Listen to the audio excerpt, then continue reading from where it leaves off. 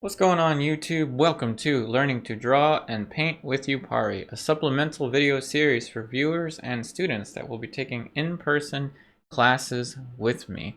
And I will be teaching in person on Sundays at the Yellow Barn Studio, and I'm going to show you a screenshot. And I'm very happy to say that the class is actually full.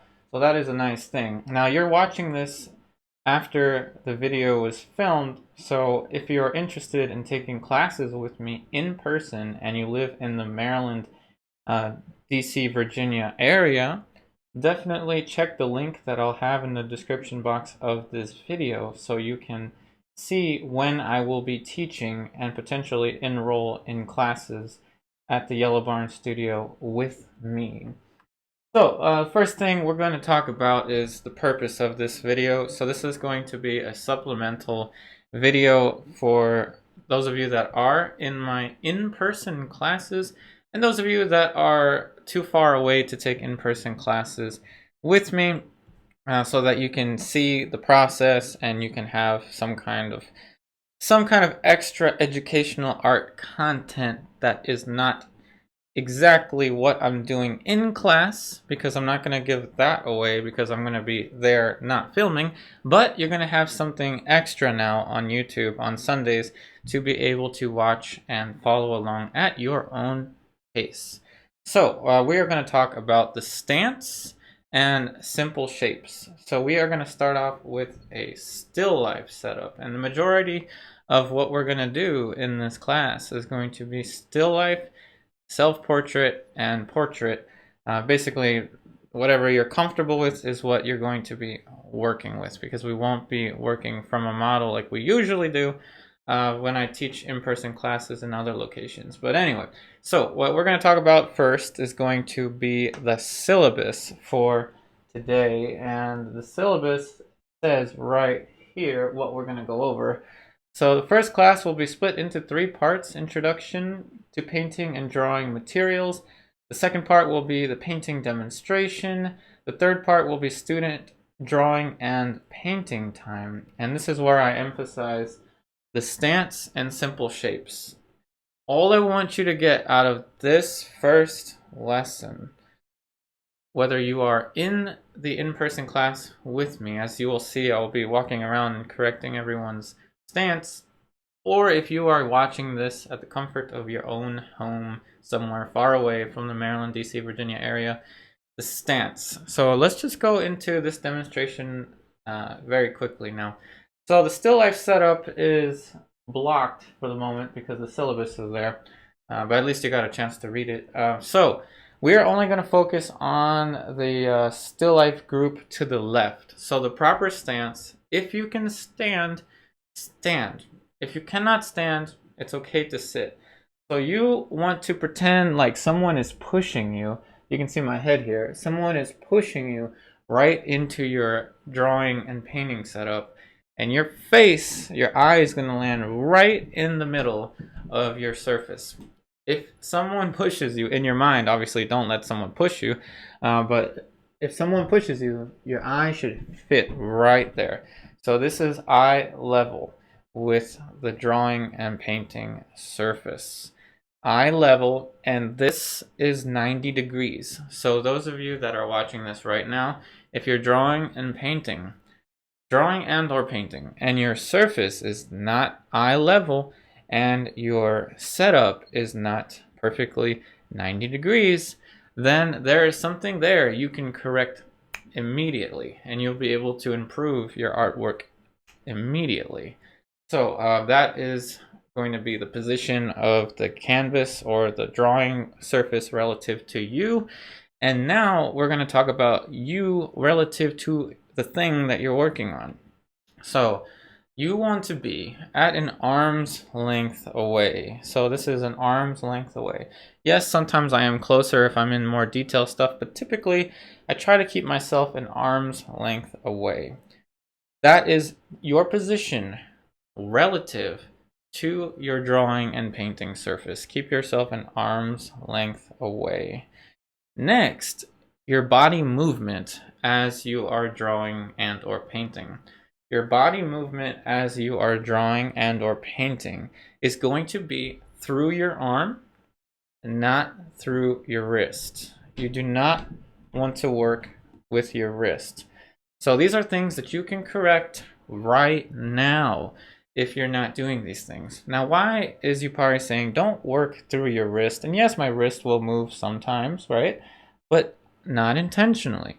You want to work through your arm with sweeping lines, holding your brush or your pencil or whatever you're drawing with as far back as possible. And this is what you see in pretty much all of my painting demonstrations. I'm always doing that. Either I'm working like this, or I'm resting a pinky so I can keep my hand a little bit further back.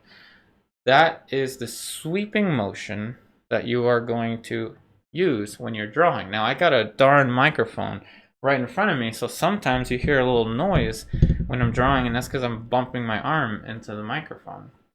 Why do you not want to work with your wrist like this? Because you might injure your wrist if you're working like this and like careful and painfully. So this takes time. This is what I'm going to be working with you. Those of you that are taking classes in person with me, I will be walking around correcting your stance as I go, because this is a very physical activity. So work through your arm.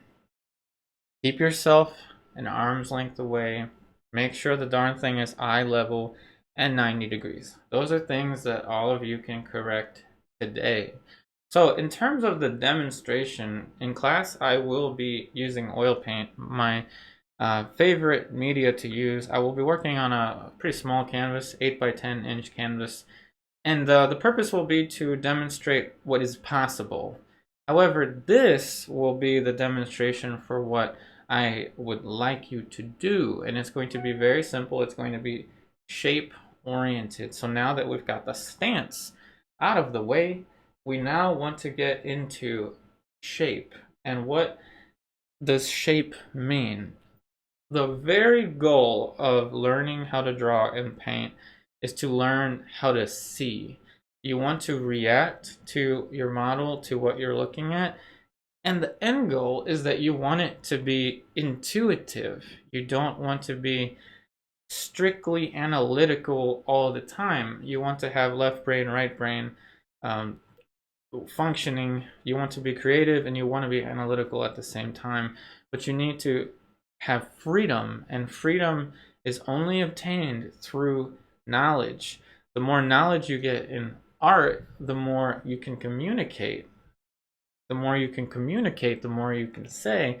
But if you don't have the foundation, if you don't have the fundamentals, you won't be able to communicate your message, and things are going to be a little bit cloudy. So shape. Shape is the very beginning. You always want to pinpoint your position on your surface. Now we're working with a, let's see here. We're working on a sheet of paper, which is going to be the same sheet of paper that I'm going to bring to class for students that don't have any art materials. If you do have art materials, or I find that your art materials that you bring to class on the first day are not or were not adequate to do this exercise, I got you. Don't worry. I'm gonna have these pieces of wood and paper. Which, by the way, this is the last tangent I'll go on before I draw. You don't need to spend a ton of money on a drawing board. If you can go to a hardware store and just get a sheet of MDF and have them cut it if you have to, like this one is cut. That is way cheaper than going out and buying a drawing board, and just use your painter's tape or whatever tape you want, and your drawing paper, and you're good to go. Saves a lot of money if that's what you're interested in. So for shape, keeping myself in the proper stance, top, bottom. This is the placement of my subject matter. Now I'm going to put in a sweeping line for the tabletop, and this is going to be a simple still life setup, just like what you're going to do in class, and it's going to be done in the same way. Notice how I'm standing back. Every time I make a mark, I stand back. Since this is a still life object that requires symmetry, you're going to want to have a straight line, at least as straight as possible. This gives me about a 90-degree, and these are just placement markers, top, bottom. Split the bottom of the paper right there so I can have an idea of where my still life object is going to land. Maybe this is going to be the bottom of the tabletop surface right there. Notice how my lines are sweeping, and I'm going to be painting just like this. So I do not differentiate between drawing and painting. To me, they are the same thing. Painting is nothing more than drawing with color. Always remember that. Painting is nothing more than drawing with color. One of the most common questions that I get when I'm streaming, which is what I usually do, streaming on YouTube, is how much time do you spend drawing? And I tell, my answer is always, I'm always drawing. I'm drawing right now. I'm drawing with paint. So anyway, what we're looking for now is an enclosure, a envelope type enclosure. Now this isn't an envelope. This looks more like, I guess, a house of some sort. But this is straight lines and angles, and that's what I'm going to emphasize today is straight lines and angles, or have already emphasized because you're watching this after I taught the first lesson, or right before I'm going to teach the first lesson in person. So now I'm going for the edges, and I'm thinking in terms of shapes. So there's the middle of my ellipse. So ellipses are going to be constructed through a series of straight lines, and you have curves in pretty much everything in nature. If you're drawing a person's face, which is what I typically do, I'm drawing, see, I'm making the perspective a little bit taller. I'm kind of making myself taller relative to the still life object, but that's okay. So a curve is nothing more than a series of straight lines that communicate with one another. And in the beginning, it's going to be lopsided. It's going to be a little bit crooked. It's not going to be perfect. But what I want from you in class is not to do the best drawing possible. I don't want you to show up and be like a prodigy, like a John Singer Sargent or Velasquez or anything like that. I don't care if your drawing looks, in your opinions, less than adequate. What I care about is, are you standing back? Are you keeping yourself an arm's length away from the paper? Or your canvas? Are you working with shapes? Are you identifying simple triangles, squares, and circles? Basically, what we simplify it to straight lines and angles. I'm not gonna tell you that you're going to have to draw squares or rectangles or ellipses or anything like that. It's basically, the basic premise is straight lines and angles. That is all.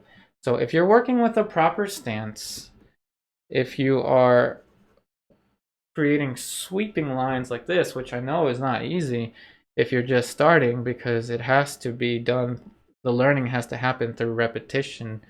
That's all I'm looking for. All I'm looking for is the effort that you're putting in. See, that's a little lopsided on one side, but it doesn't matter. It really doesn't matter. What I'm looking for is the effort put into using the correct stance. I cannot emphasize how important it is to have the correct stance. Now, see that I'm getting a little bit more articulate with my shapes. Do you see now how I'm resting my pinky? And do you see that I am still at an arm's length away? Now we are approaching what is called the block-in. The block-in is when you are using straight lines and angles and you're honing in on the basic geometry of your setup just through simple straight lines and angles. And believe me, if you do this with the proper stance and your apples are like twice as big as this or twice as small as this, it doesn't matter to me. What matters is, once again, the stance. What you want to get out of this exercise, those of you that are taking the class in person with me, or those of you that are too far away to take classes with me, or probably just don't like me, and are in the Maryland, DC, Virginia area, practice this at home. If you're not using the proper stance, practice it at home and you will improve. Believe me, the stance will help you. Learning how to see shapes will help you. Now the next stage, and it's going to be the final stage for this demonstration, and this is all I want for you to do in class today, is light and shadow.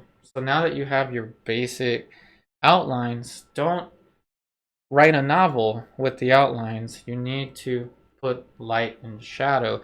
And we're not going to shade it in. I don't want you to do any shading today because shading values is a different day.